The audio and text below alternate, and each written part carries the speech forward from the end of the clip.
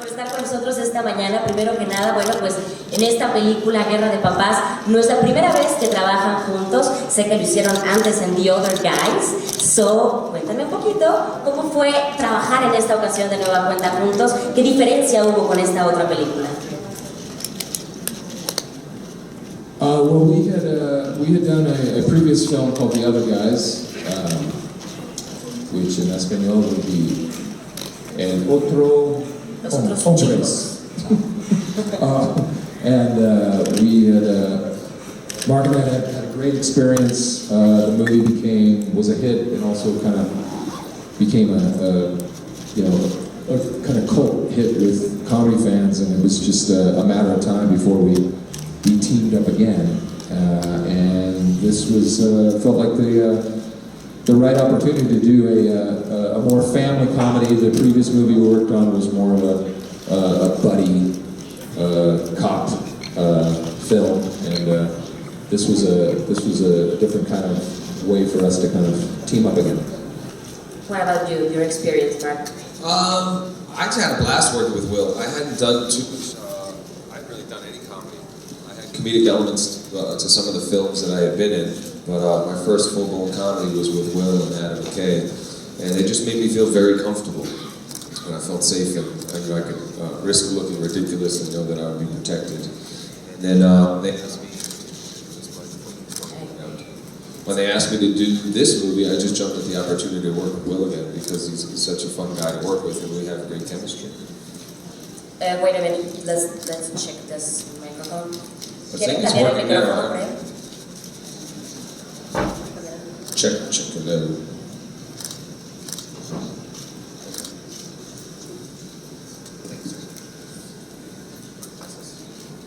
Is this one working? Yes. Bueno, pues ¿alguien más quiere hacer una pregunta por ahí? A ver, la pregunta número 1, ¿dónde estamos? Allá, Adrián Ruiz, por favor, adelante. Hi guys, welcome to Mexico. En español, ¿verdad? Sí, por favor. Yo me pregunto, en su vida cotidiana, ¿qué es lo más gratificante que han hecho en su faceta de padres, respectivamente?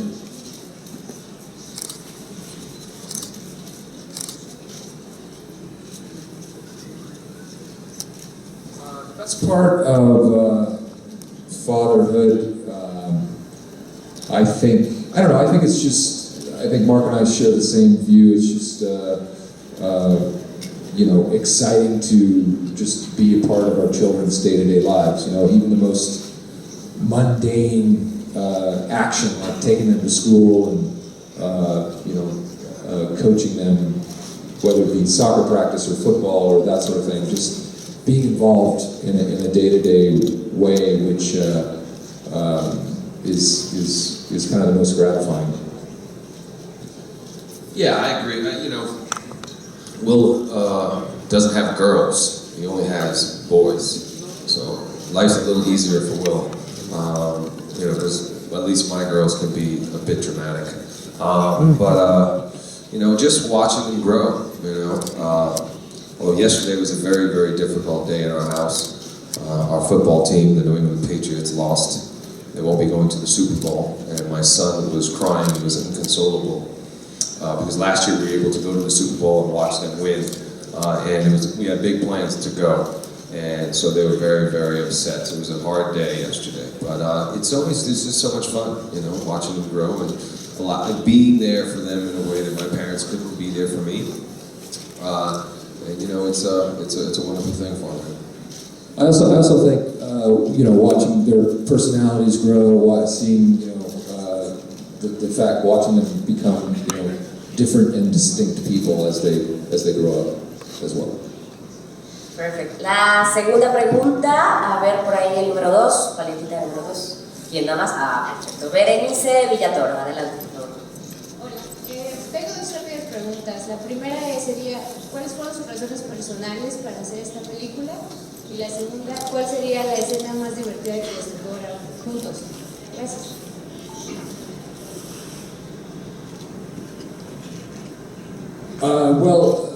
Like we said before, the reasons for doing this film, Mark and I, it was an opportunity for us to work together, and this was a different type of film for us to do, to kind of to kind of get to explore the story of what it truly means to be a father as opposed to being a dad.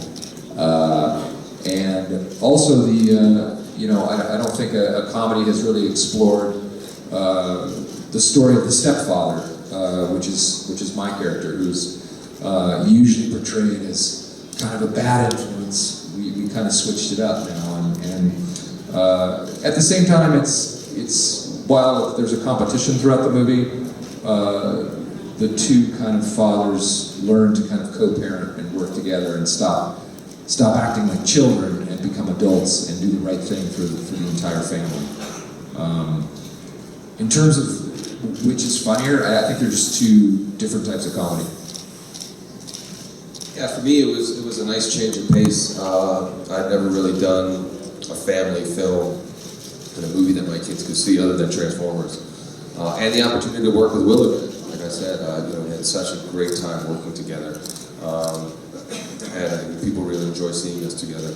And for me, I enjoyed making this movie better because, there was still a lot of action in the other guys. And so it was nice to just sit on a set and talk and laugh and try things and not getting beaten up. That was nice. La paleta número 3 para Sally Gutiérrez. ¿Dónde está? Ya, adelante. Ustedes dos se conocen bien porque han trabajado varias veces juntos. Mark, por favor, descríbeme cómo es Will en realidad, y Will, por favor, descríbeme cómo es Mark.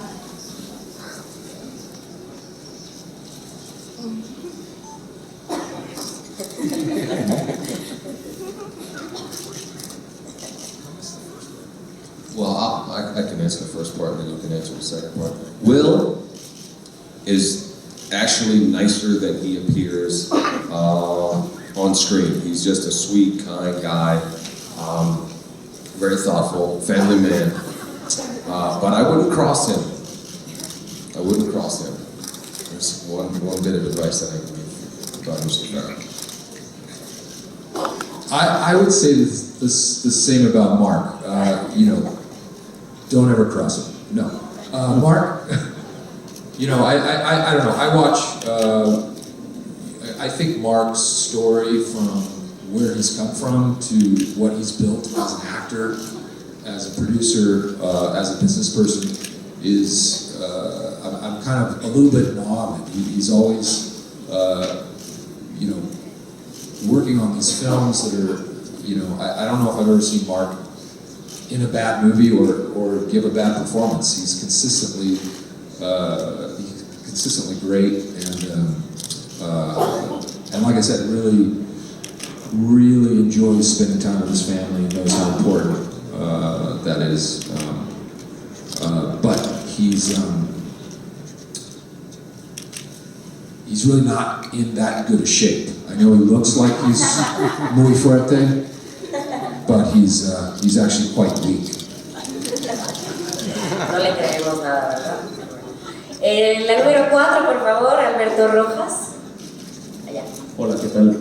Yo quería preguntarles, nada más, ¿cuáles son los retos que tienen ustedes como papás cuando son dos padres que están constantemente fuera de casa por cuestiones de trabajo?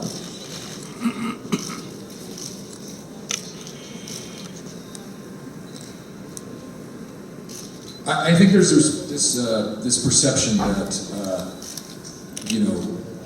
our kids are enamored and impressed with what we do as actors, and I think they could really care less, and that you still. I mean, there are times when we have kind of access to things that other people don't, but at the same time, you still have to kind of do the basic nuts and bolts of parenting that we all have to do. And the hardest thing is being apart, being away. So my friends don't understand that when I'm home, I can't go out to dinner or go hang out. Because what free time I have, I'm spending it with my family. If I'm not working, I'm home with the kids. If I want to do anything on my own, such as play golf, I have to do it at 6 in the morning, so I'm home still by 8:30, you know. But yeah, the hardest part is just being away. La pregunta número 5 para Juan Carlos García. Buenos días a los dos, buenos días a todos. Se acerca la temporada de los Óscares, tenemos un mexicano que está nominado y ustedes son votantes de la Academia. Me gustaría saber si tienen alguna favorita de las nominadas y qué piensan de la controversia que se ha suscitado porque muchos actores o algunos actores African Americans, negros, dicen que pues que hace falta más presencia de ellos de raza o más racial dentro de los nominados.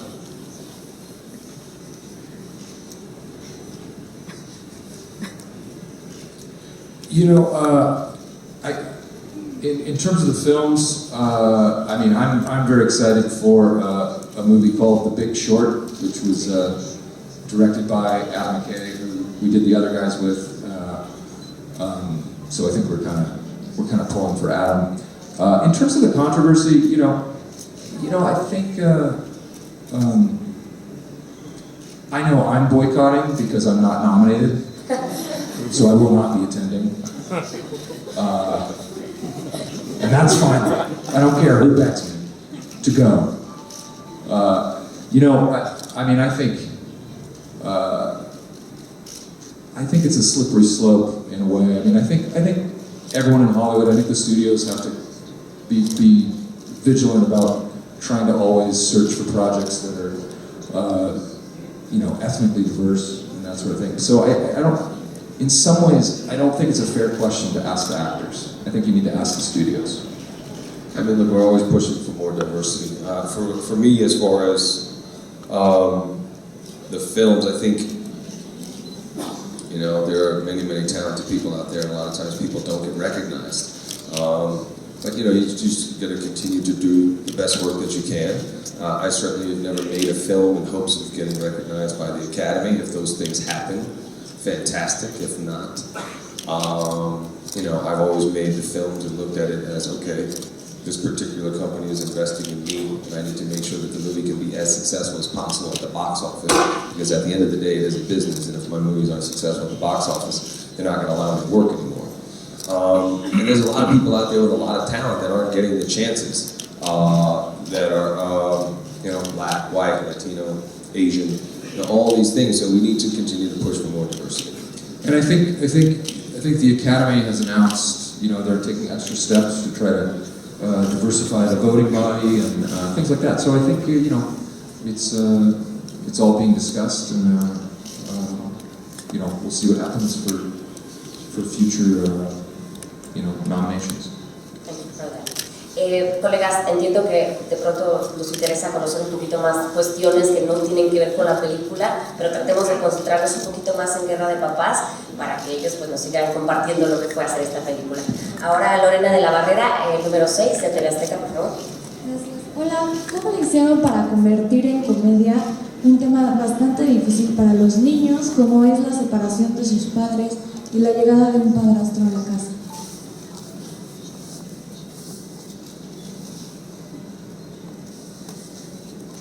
Can you, what's the first part of the question?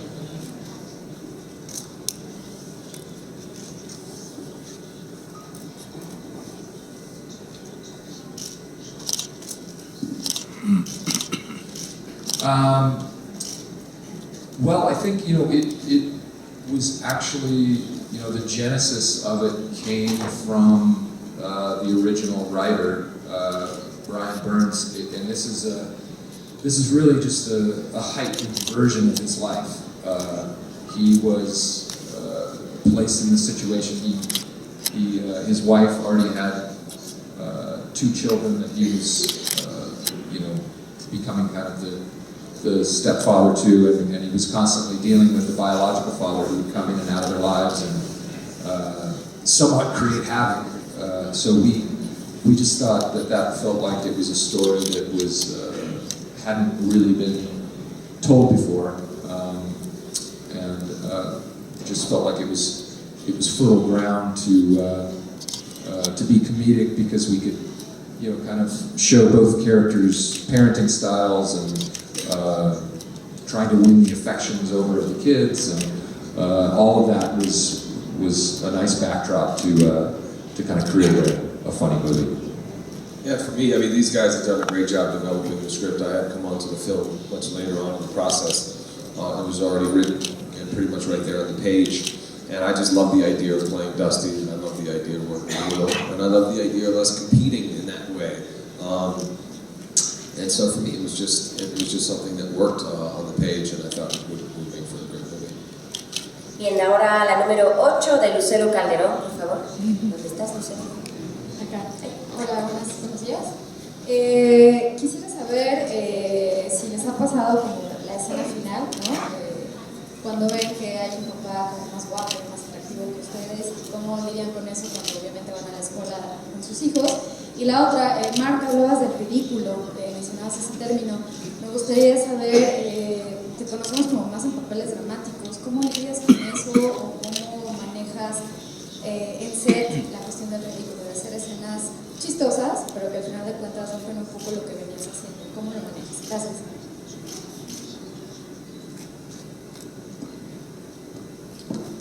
I think the question was, have we ever come up with against other dads who are more good looking than us? I know I haven't. Yeah. It happens to me every day. Yeah. I'm used to it. So. And as far as trying comedy, like I said, there were comedic elements to performances that I've done in the past, but I've never done a full-blown comedy. And coming from a dramatic background, if you do comedy and you don't get it right, you probably won't get too many more chances to do it again. So I was, very particular in who I was going to work with the first time around. And for me, the approach is still the same. I very much play it very real.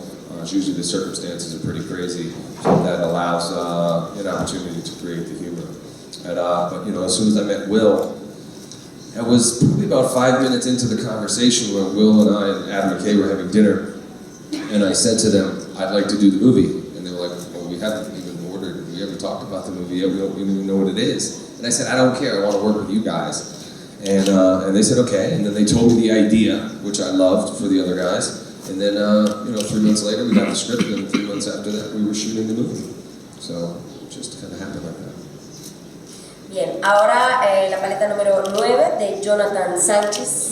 Acá. Gracias. Bueno, mi pregunta es, ¿qué tan difícil o qué tan fácil es para ustedes trabajar con niños en el set? Y en el caso de este rodaje de Guerra de Papás, ¿cómo fue la relación de ustedes con los dos niños que hacen los papeles de sus hijos? The children actors in the movie were fantastic.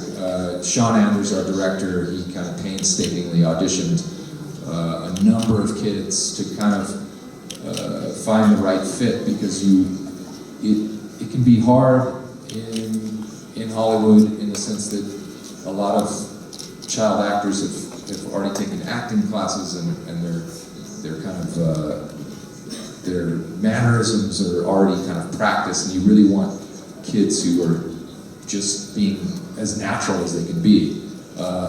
So that was really important to find these two actors who were great and really committed to the role in a real way.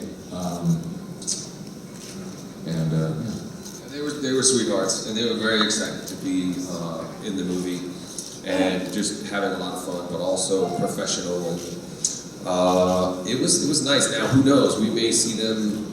Now the movie's a big hit in America, and so they may already, have changed and have big egos now. But when we worked with them, they were absolute sweethearts. And like I said, very professionals. La pregunta número 10 para Arturo Tobar, por favor. Gracias. Buenos días. Sabemos que tienen muy buena química, que se llevan excelente, pero algo que pudimos ver en esta película es que se ven extremadamente cómodos abrazándose sin playera. ¿Es algo que hagan constantemente o lo estuvieron practicando para que saliera perfecto?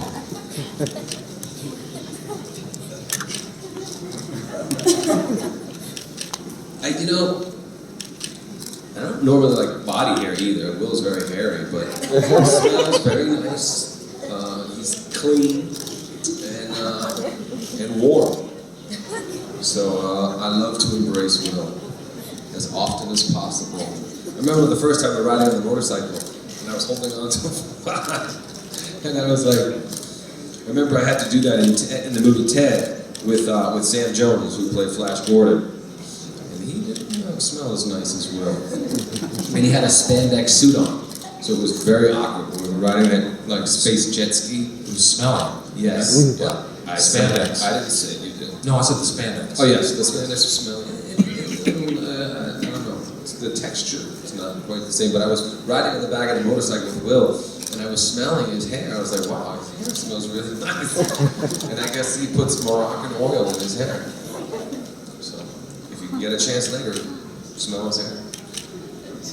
When we're all done, all of you can come up one at a time and smell my hair, if you want to. If you want to, you don't have to. Okay. Should be mandatory. Ahora, por favor, con Daniela, la número 11, exactamente. Hola, ¿qué tal, chicos? Hola, ¿qué tal, chicos? Buen día. Mi pregunta es la siguiente. Sabemos que esta película trae consigo muchos valores, los cuales, obviamente, yo creo que el principal es, pues para los niños, ¿no? El valor de la lealtad y del respeto hacia un padrastro o hacia un padre. En su caso, yo quisiera preguntarle a los dos, ¿cómo creen que los niños toman este mensaje y cómo lo logran transmitir? Gracias.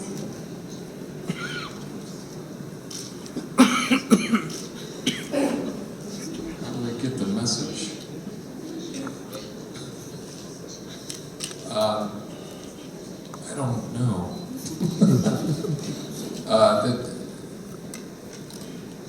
Yeah, I don't know if I understand the question exactly. Do you understand it, Mark? I think so. She was saying about children needing to respect their step parents and also be loyal to their real parents. And I come from divorce, so I hated my stepfather, and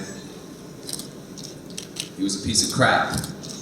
Right, he was. I don't know how to say shit in Spanish, but if I did, I would. Mierda. He was a piece of Mierda. Thank you, sir. But my mother was always like, hey, you need to be respectful and kind. And I was a teenager, so it was very difficult for me to do that. Ultimately, they are not married anymore. My mother realized later what I knew right away. But no, it is important to have kids respect. I mean, dealing with respect issues with us, with my kids and adults and with my friends, it's a fine line because, especially with my sons, like, we want to have fun and we hang out and they love hanging out with my buddies, but they need to be respectful. Also need to be appreciative that they're fortunate to have things that I never had when I was a kid. So for me, the key in raising my own children is, to be able to walk that fine line. I want to give them all the things that I never had, but also I need to give them the guidance that I didn't really have, and being, good, well-rounded individuals. ¿Algo que agregar? No, ¿verdad? Bueno, la número 12, y esta será la última pregunta del día, así es que por favor, Eduardo Gutiérrez. Hola, ¿cómo están? Buenos días. Me gustaría un poco retomar la pregunta que les hacían y saber particularmente cuál es el mensaje que les gustaría a ustedes con el que la audiencia se quedara ahora que tienen la oportunidad de hablarle a niños y a familias en este tiempo de crisis tan difícil, y también saber un poco si ustedes en su carrera se han tenido que enfrentar, ya lo preguntan también un poco, hacia alguien más joven y cómo lo abordan desde ese sentido de ver que poco a poco llegan nuevas generaciones y pues hay que abrazar el hecho de que se ocupan lugares en la actuación también. Gracias.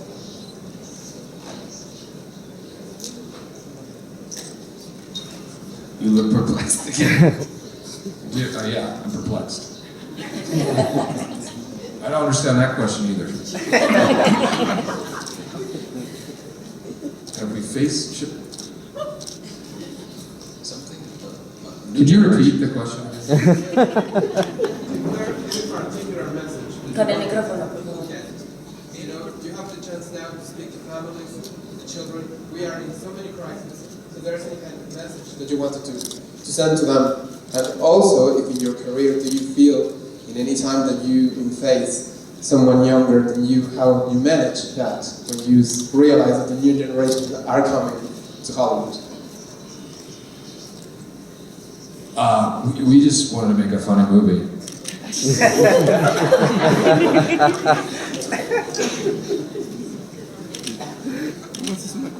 Come